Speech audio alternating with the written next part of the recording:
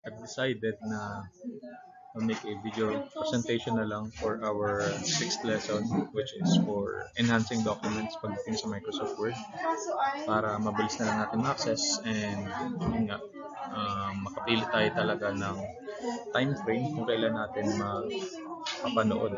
So, same lang din yung setup niya, katulad noong ating fourth lesson na i-upload ko sa platform, sa YouTube platform. So, but this time, this will be um, recorded yung attendance. So, sa dulo ng video, nandun yung ating link. And from that link, you will answer the form para ma-record yung inyong attendance. So, let's start. So, unahin na natin dito yung paggamit ng template in enhancing our document. So, what na or ano nga ba ang template? So, every Microsoft Word document is based on a template. A file that affects the basic structure of a document contains document settings like fonts, line spacing, margins, and page layout. And ang ating template class ay natin sa dalawang type. So yung una dyan ay document template. So it contains document settings katulad ng content and formats that are available only to documents based on that template. So exclusive lang siya dun sa specific document mo or dun sa specific application na pinagagamitan mo. So for example, pagdating sa Word, it is the type of commands na naka-specify or naka-design for creating documents. So pagdating naman sa Excel, syempre, to create spreadsheets or to modify the spreadsheet, exclusive for spreadsheet. So ganun class ang document template. Ang global naman, it contains document settings that are available to all documents. So sa lahat naman to, kahit saan ka pumuntang application or Microsoft application, ay magagamit mo siya. So, mainly, nandito yung layouts natin, pagbago natin ng page orientation, yung page sizes, at saka yung kanyang layout, margins and so on. So, let's proceed. Word's default global template, the normal template, is the file normal.m. So, as stated dun sa previous material natin, yan yun, when you open a new blank document, by default, the normal template provides predefined formats that are already part of the document. Yeah. So, let's continue.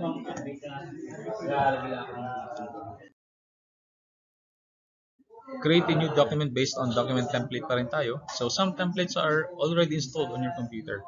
So, dun pa lang sa simula, you have the option to choose a specific template para gamitin mo dun sa iyong document, which is offered by office.com. So, mas marami siya na choices kapag online and genuine yung iyong application. So, katulad nito, so dun sa baba mismo noong or katabi mismo ng inyong blank document, if you will create a new document pagdating sa Word, so meron dong blank document sa kaliwa, tapos yung katabi niya is specific theme.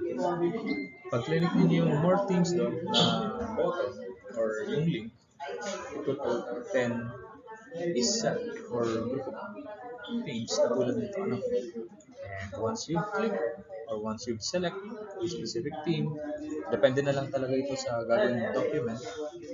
So, lalabas na siya dun sa mismong document area. So, ano lang gagawin mo dyan? Papalitan mo na lang yung content. So, may mga specific text box na building blocks na nakaset na para sa gagawin mo na lang yung laman.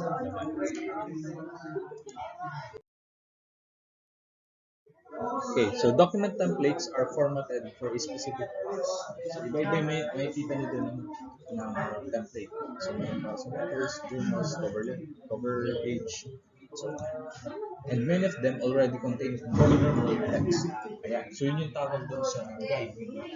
Pagdating sa pagpili or sa yun nga, sa paggamit ng template. So meron doon boilerplate text and meron din doon placeholder tinatawag. So which is content that you frequently use in a document format. So yan yung magiging guide niyo pagdating sa paggamit ng template.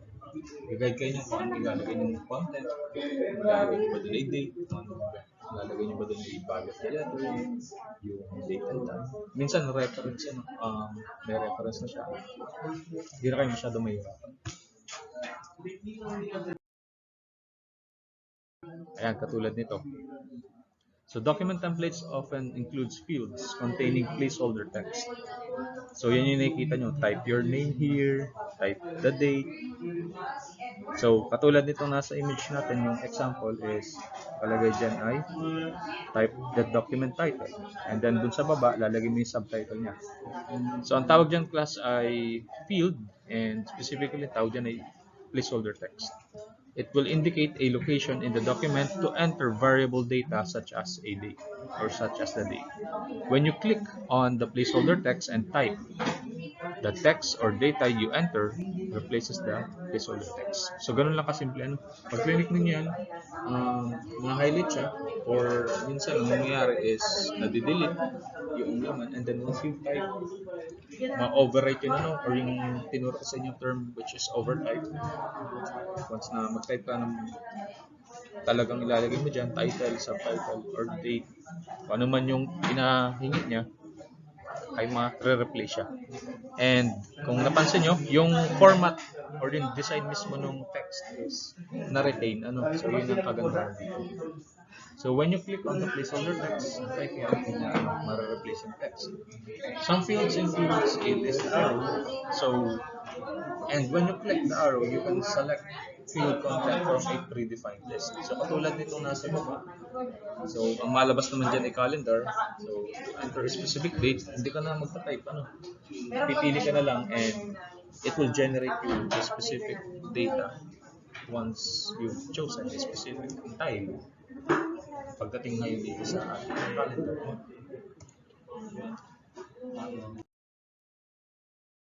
And then next, if you choose not to use a placeholder, syempre,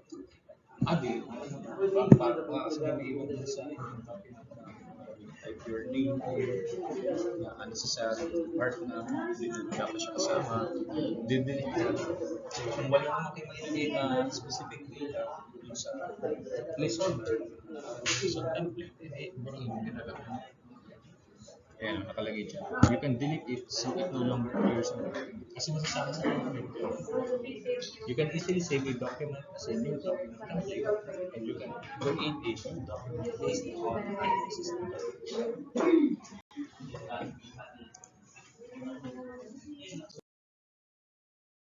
So, doon naman tayo sa styles. Styles class is a group of formats.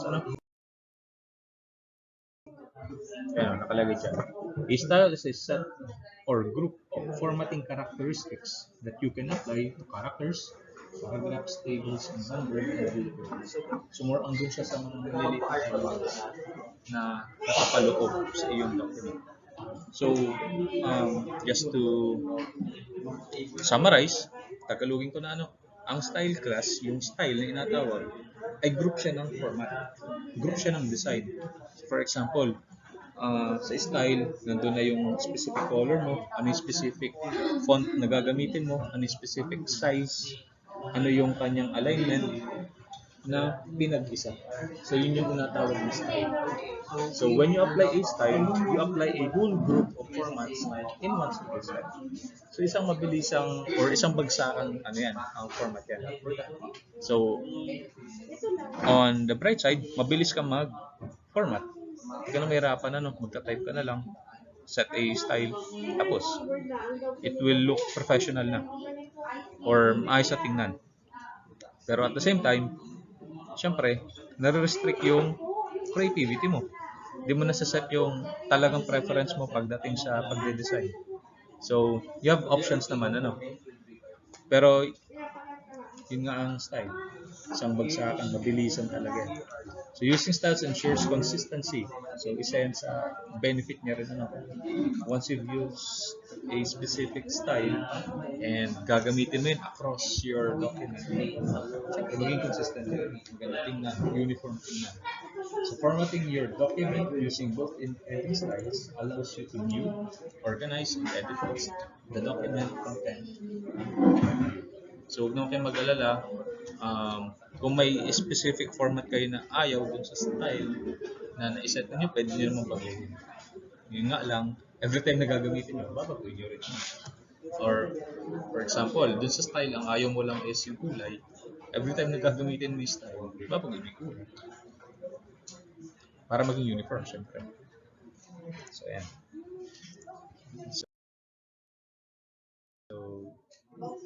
The normal template contains a set of predefined styles that you can quickly access from the Quick Style Gallery in the Styles group on the home tab. So ito yung isa sa hindi natin nabigyan masyado ng pansin sa home tab. So katabi siya ng paragraph group, nasa right side siya. So nandiyan yung napakalaking part, ribbon sa right side. At ang laman niya ay styles. So pwede nyo gamitin yan kung gusto mabilisan talaga.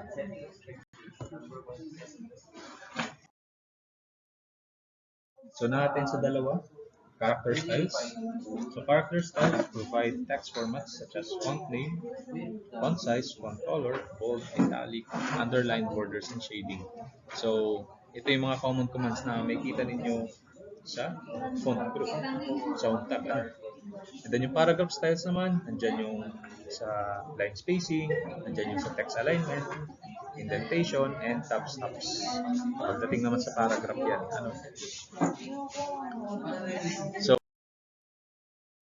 So ito yung steps natin to apply a style. Select the text that you want to format or place your cursor at the beginning of the line. Pero yun na tinuro ko sa inyo, yung essential part ng pag-format natin, pag-design is to select. Kaya tinuro ko sa inyo ways to select. Once you select, in the styles group, click more. Kasi pag i-drop down sa styles group, may nakaselect ka, in real time, mababago yan. Style na gagamitin, nakikita mo na yung so select the dessert style and then okay, the text will appear in the selected style. So katulad nito, yung shell ito yung result niya. Pero kung titingnan natin sa kabila, ay normal text na siya.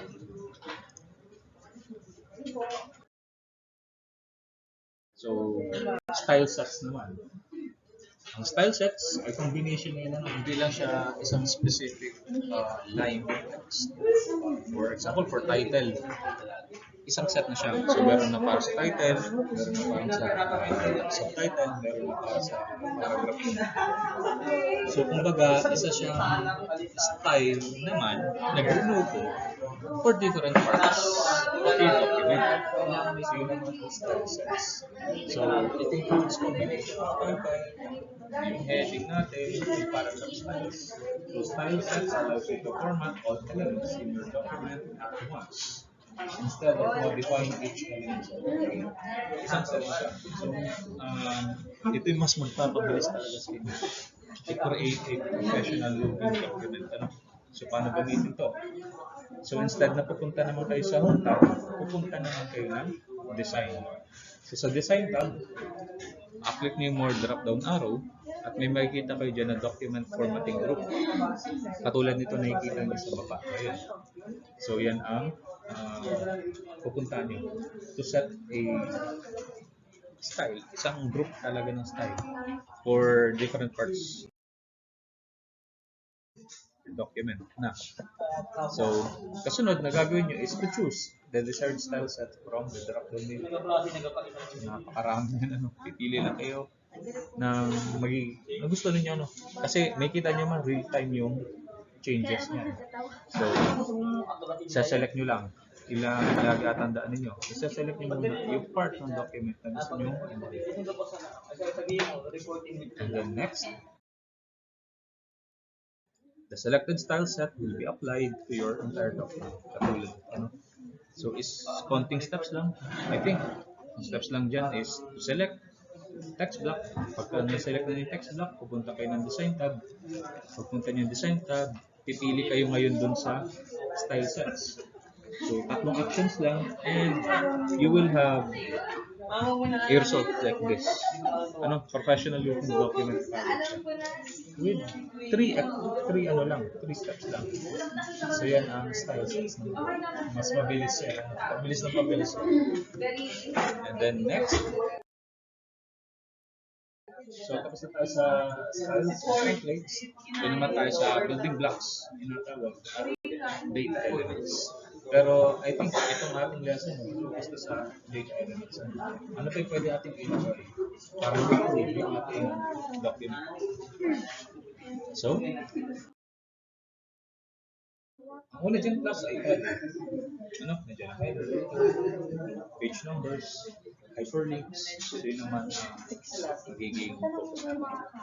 Ang header class is a section of the document that appears in the top of the margin. So keyword lang dyan is head. At ang head ay top part yun. So siya may kita mo sa taas. Kabaligtaran niya is footer. Sa baba naman sa bottom margin naman. Headers and footers generally contain additional information katulad ng page numbers, dates, an author's name, at nandyan na rin ang mga footnotes natin na inatawag, which can help keep longer documents organized and make them easier to read. So, text entered in the header or footer will appear on each page of the document. Yun ang tatandaan nyo dito. Once you've set a specific information at nilagay nyo yun sa header or footer, it will be applied across lahat yan. Sa lahat ng pages mo sa iyong document. So, yun ang header and footer. So, paano nga ba maglagay niyan? Bago yun, explain ko muna sa inyo yung building blocks na inatawag. So, building blocks class are built-in document parts that are already designed and formatted, enabling you to quickly create a professional-looking document. So, katulad siya nung kanina, style sets natin. So, mas mabilis naman siya doon. Kasi dito, once you select a specific building block, nandun ang placeholder niya, nandun na ang kanyang boilerplate text, nandun na rin ang kanyang style. Papalitan mo na lang talaga ng So, yan yung makikita nyo naman sa template mismo. Yung iba't ibang parts ng template ninyo, most of the time, yan naman ay series of rectangles, boxes, squares, yung kanyang selection, yun ang building blocks na inatawag. So, Word provides several built-in building blocks for frequently used text and document parts.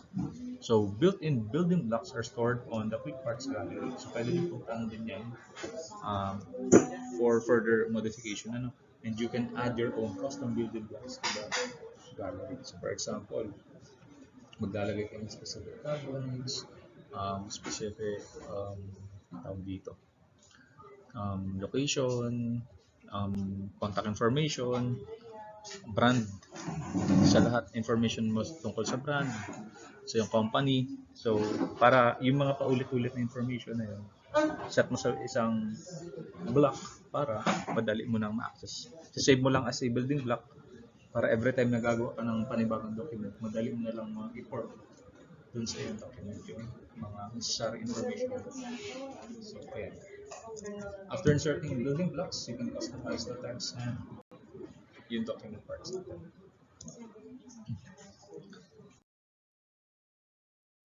So, next is to insert page numbers and creating headers and footers. So, ito na yung mga maliliit na parts na nung ating document. And just to recall, header, taas, information na nakikita sa taas, footer sa baba, and it will be applied across the whole document. Sa lahat na ng pages mo yan, ay magra-reflect na. So, when you insert page numbers in a document, the page number is displayed in the header or footer. Ang header class is information or a graphic that is printed at the top margin of the page, taas. Ang footer naman ay information or graphic that is printed at the bottom margin of the page. So, paano nga ba tayo maglagay niyan? So, simple lang magdo-double click lang kayo sa top part or sa bottom part ng inyong page. Siyempre, kung sa top part yun, ilalagay niyo yung header, double click anywhere at the top or bottom margin of your document. So, dun sa example natin, click natin yung top margin katulad nito. So, pag click niyo yan, may makikita kayong line dyan. And ang mangyayari dun sa document area mo, yung elements mo ay parang magbabawasan yung opacity para maging light lang siya. Just to indicate na yung upper part ay nakaselect and you will insert or an information dun sa header.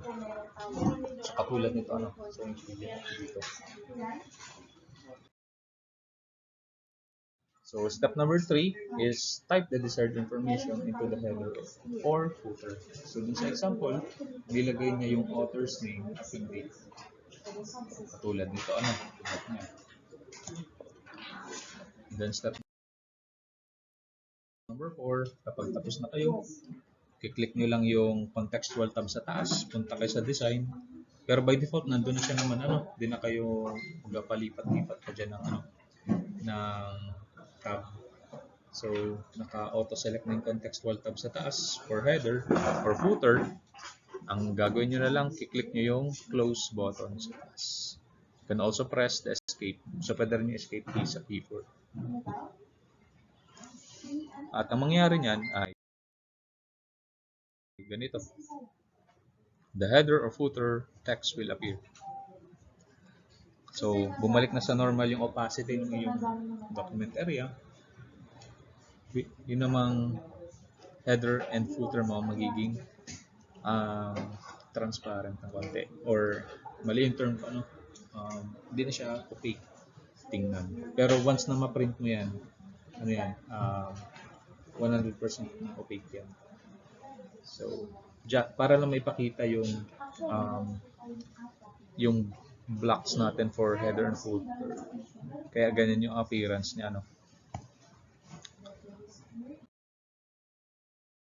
So, doon naman tayo sa preset na inatawag.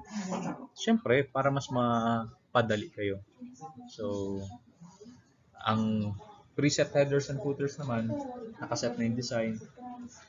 Papalitan nyo na lang talaga yung laman, So, Word has a variety of preset headers and footers, and you can use to enhance your document's design and layout.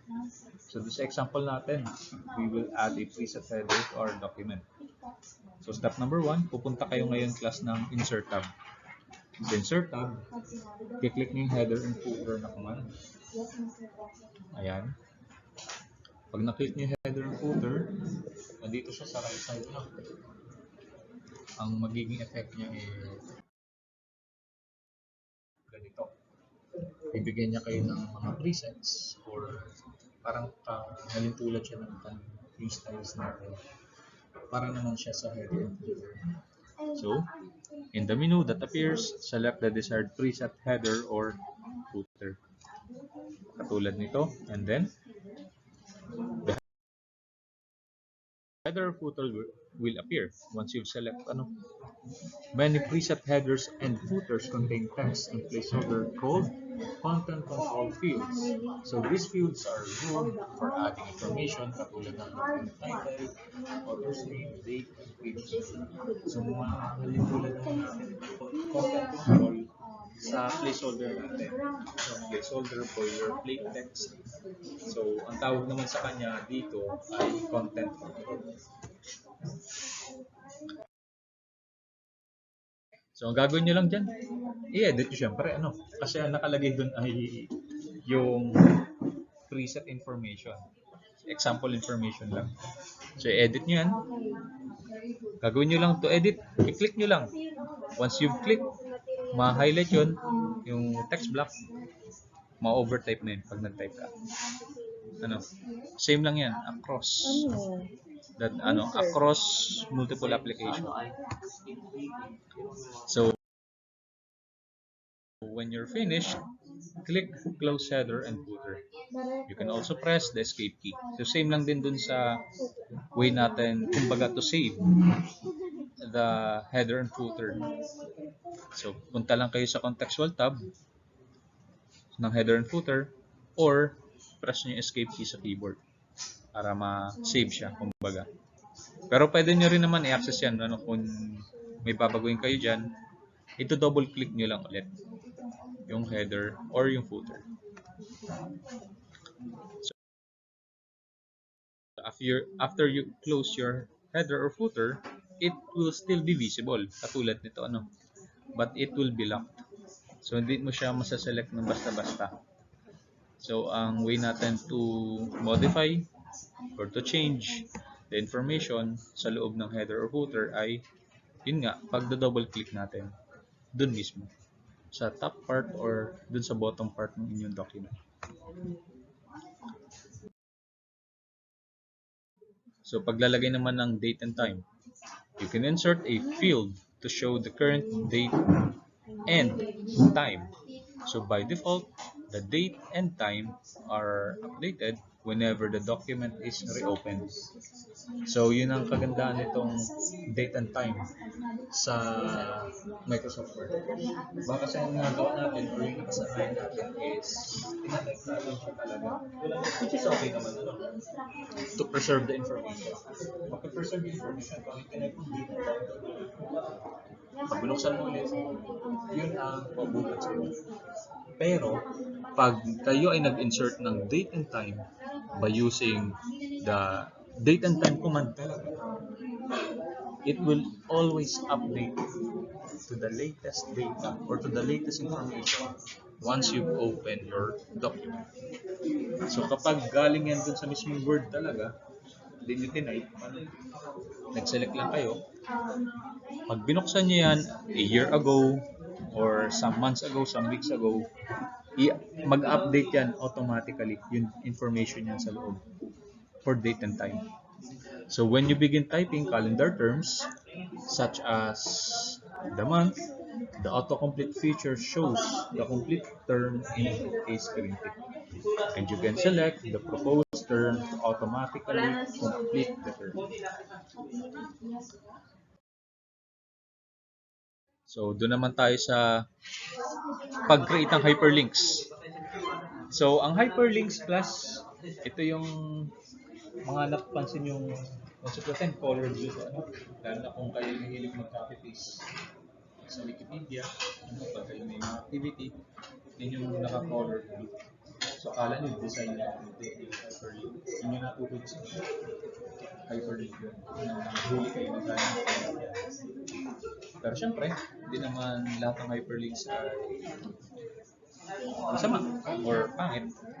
Ginagamit din kasi natin yung hyperlink to quickly give them the quickest access dun sa iyong mga references, dun sa iyong mga links, dun sa iyong email. So pwede rin naman natin gamitin yun doon. So ang way natin to create a hyperlink is to type or to copy and paste your URL. Ilalagay mo yung URL mo, ilalagay mo yung link mo, or kung yun yung email, itatype mo yung link. So ang gagawin nyo lang din, once na matype ninyo, press na kayo ng isang space at yun ang magiging so when you type URLs for web pages or email addresses, Word automatically creates a hyperlink. You can also create links to another location in the same document, to another Word document, or kung bagong file sa ibang application. Pero mas magagamit nito ngayon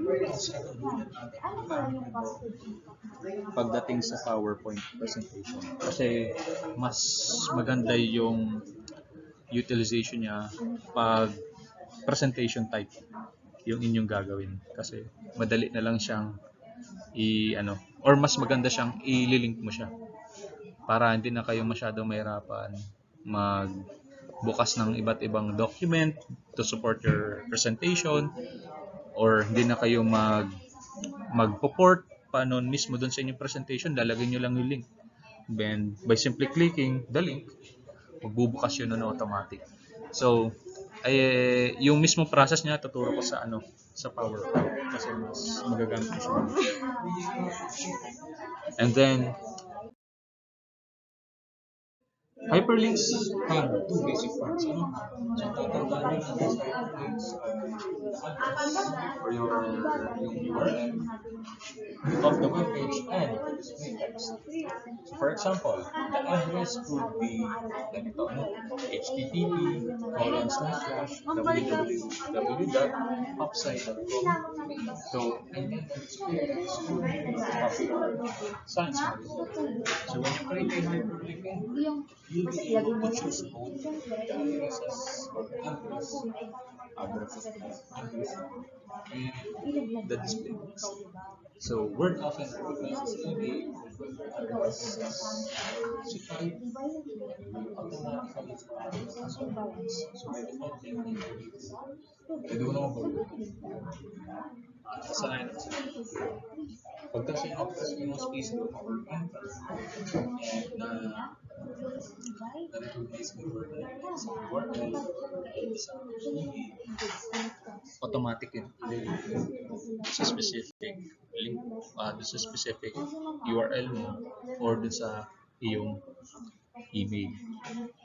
So in the image below, you can see the hyperlink web address. Kasunod ay special characters or yung symbols. So, just to give you an insight kung ano itong dalawang ito, ito yung iba't ibang structure ba tawag doon, na wala sa keyboard natin. Mga specific typeface na generally wala talaga sa keyboard. So, tinatawag siyang symbols, tinatawag siyang special characters. Yung katulad ng process, access, start, and so on.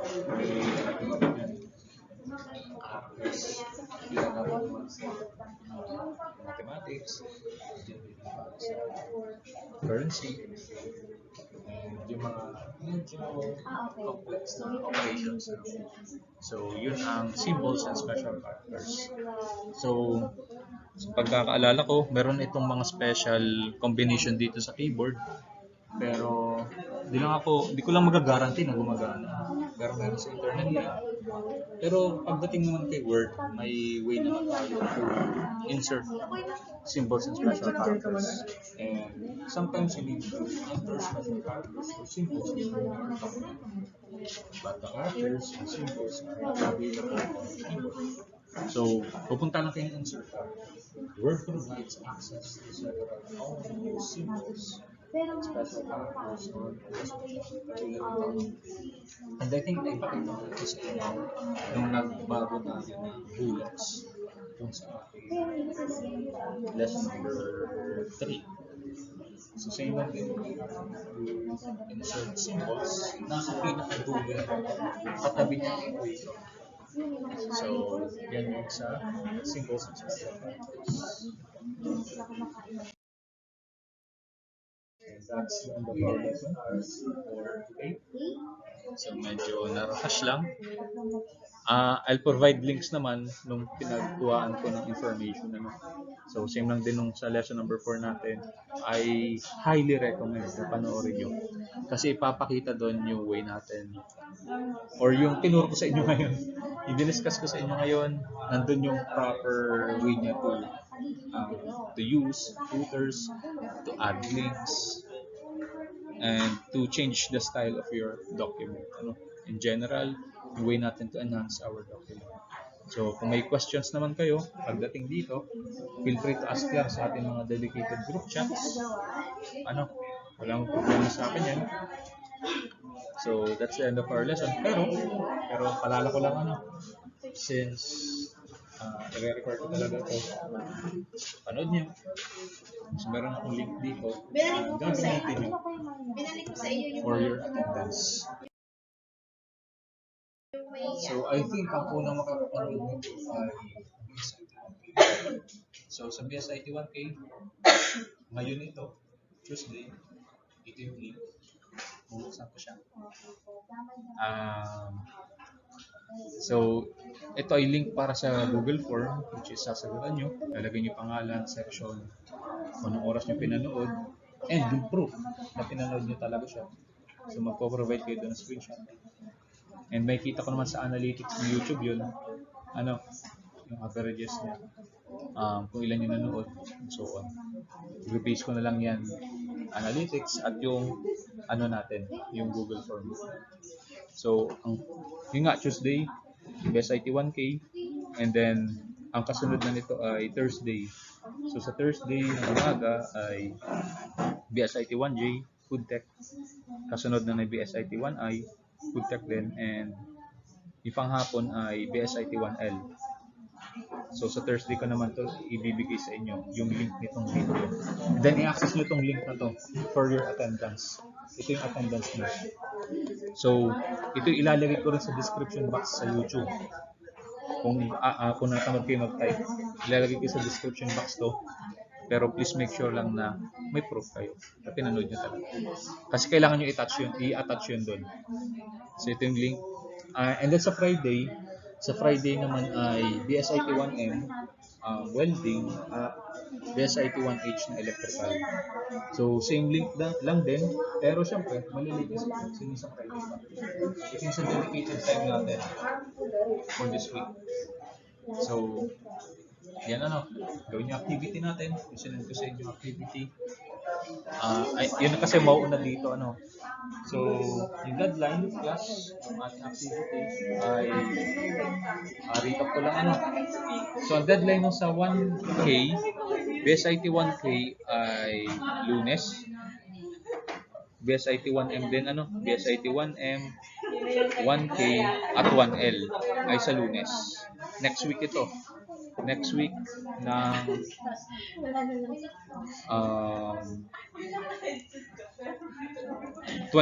February 26, hard copy and soft copy yun. Tapos yung sa 27 plus ay sa BSIT 1H. Yun yung ating deadline for the activity. 1 week na yun, yung meal plan natin. Tapos yung para sa BSIT 1I at 1J ay sa 28 ang deadline. So hard copy, hard copy at soft copy sa GCR. Same lang din dun sa activity 1 natin. So pag yun ay lumagpas na doon, yun masasend yan, yun ay naka-restrict na. Once na ma-hit yung time, specific time doon, hindi na kayo kakapagpasa. It will be considered late. Penalty na yun. So, yun, sa activity naman yun. Then, mag-prepare sa quiz, syempre. May quiz yan. Hindi ko lang alam kung i-online king quiz or face-to-face ko. Next week pa naman. So, I have time to think, to prepare. Pero nandito sa video natin, dito ko nasabihin para mapanood nyo, So, ayan. Ulitin ko, ito yung link ng attendance natin for this week. Access nyo to, give proof na pinanood nyo. Require yun sa Google Form natin. So, yun. May questions, concerns, feel free to ask sa dedicated GCs natin. And thank you. Take this time and effort ng panunod nito. Lalabas dito ngayon yung mga videos na i-recommend ko or gagawa na lang ako playlist. So lalabas yan dito sa time na to. Yung mga recommended videos, I highly recommend talaga kasi ipapakita doon yung diniscuss ko sa inyo. And thank you ulit. Goodbye.